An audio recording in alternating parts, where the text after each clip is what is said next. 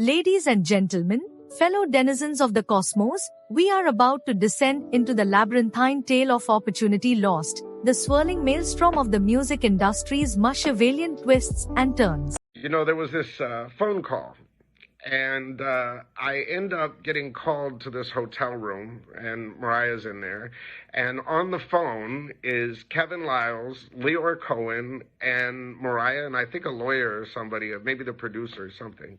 And she said, listen to this song. And she played it, and J-Lo's vocals were on it, and I think the sample was High Five the Kissing Game. Sorry, Dave Way, I know that would have been a publishing check, but and Teddy. It had Joe Budden on it, and they said it was going on Joe Budden's album.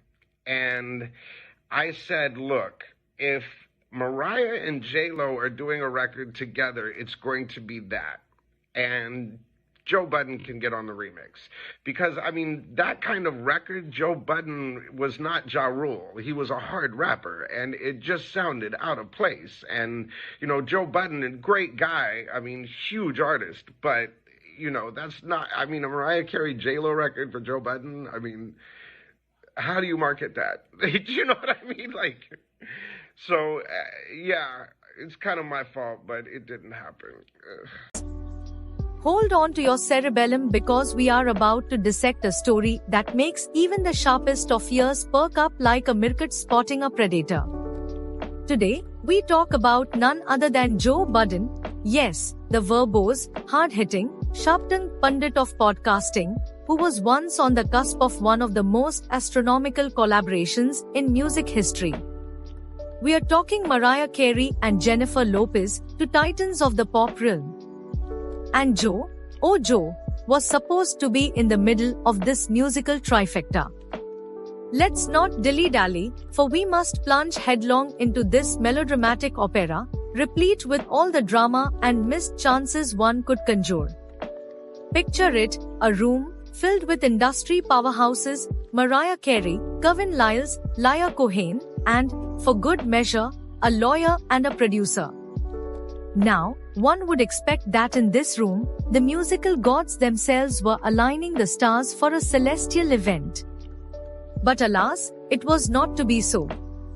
Joe Budden, a lyrical pugilist, a rapper cut from the cloth of street poetry, found himself orbiting in a cosmos that was not designed for him. Now, before you raise your eyebrows in bewilderment and think, how in the name of Jupiter's moons did this happen? Let me tell you.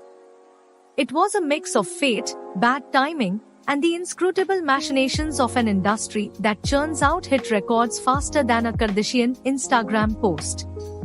But here's the rub, the opportunity was there. A remix, mind you, featuring Joe Budden on a track with Mariah Carey and Jennifer Lopez, two divas whose names carry more weight in the pop galaxy than a black hole swallowing stars. This wasn't just any remix. This was a golden goose laying platinum eggs. Now, let's step back and look at the players involved. We've got Mariah Carey, the Queen of Christmas, the woman with a 5-octave range who could outsing a choir of angels. Next to her, we have J.Lo, the triple threat who's been dominating charts, movies, and men's hearts since the late 90s. And then, we have Joe Budden, a lyrical savant, known for his introspective bars and hard-hitting rhymes. Yet, therein lies the cosmic conundrum. Joe Budden's gritty, streetwise flow didn't exactly align with the silky, commercial aura of Mariah and J.Lo. To say that Joe would have been out of place on that track is like saying you'd be surprised to see a bull in a china shop. This isn't a slight against Joe Budden, let that be clear. Budden is a force in his own right. His Mood Music series is the stuff of underground rap legend. His ability to take complex emotions and transform them into verbal symphonies is nothing short of masterful. But pairing that rugged, concrete-hardened style with the glitzy, glamorous, glitter-infused pop sheen of Mariah and J.Lo, that's like trying to mix oil and water, or better yet, It's like trying to squeeze Nas into a Katy Perry remix. The vibes just don't match, my people. And here we have Kevin Lyles, Laya Cohen, and all the other industry titans in that room, presumably trying to make sense of how to fit this lyrical square peg into a pop music round hole. The music executive, in all his wisdom, realized that no matter how you slice it, dice it, or remix it, Joe Budden would not belong on that original track. Mariah and J.Lo are icons of a different musical universe. They traffic in feel-good anthems, high-gloss productions, and commercial gold.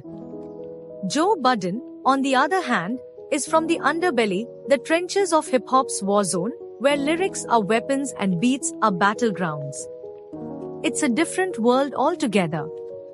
So, the executive, with all the tact and precision of a seasoned industry player, made the decision Joe Budden could jump on the remix, but the original song? Nah, that was going to be reserved for Mariah and J.Lo. And in hindsight, you can almost hear the gears grinding in the minds of everyone in that room. How do you market a Mariah Carey and Jennifer Lopez record with Joe Budden, a rapper whose primary audience might not even glance at top 40 pop charts? You don't. You just don't. It's like trying to sell a Maserati to a farmer, to different worlds, to different needs. The tragic part, and oh how Greek this tragedy becomes, is that this opportunity, had it been realized in another form, could have been a colossal game-changer for Joe Budden. Imagine the doors it could have opened. The music industry is a fickle, capricious beast, and often, all it takes is one big break to propel an artist to stratospheric heights. Joe Budden, who already had a foot in the door with hits like Pump It Up, could have rocketed into a whole new echelon of fame with the right move. But alas, fate had other plans. The music executive admits that it was partly his decision, his call, to sideline Budden from the original track. In hindsight, maybe it was a sound business move. After all, music is not just art, it's a business, and businesses must be marketed, sold, and consumed. A Mariah Carey and Jennifer Lopez record with Joe Budden in the mix? That's a marketing nightmare, a Rubik's Cube of brand alignment that no PR team could solve. Yet, for all the wisdom in that decision, there's a part of this story that leaves a bitter aftertaste. Joe Budden, ever the hard-headed artist, might have been able to pull off a miracle on that remix. We'll never know. What we do know, however, is that Budden's place in the annals of hip-hop history is secure. He may have lost this opportunity, but it didn't stop his momentum. Instead, it fueled him, pushing him deeper into his own lane, where he would later dominate as one of the most respected voices in hip-hop media. And let's not forget the audacity of the situation, the sheer spectacle of imagining Joe Budden standing shoulder to shoulder with Mariah Carey and Jennifer Lopez. It's the stuff of Hollywood scripts, a collision of musical worlds that could have either been a masterpiece or an unmitigated disaster. But that's the beauty of the music industry, isn't it?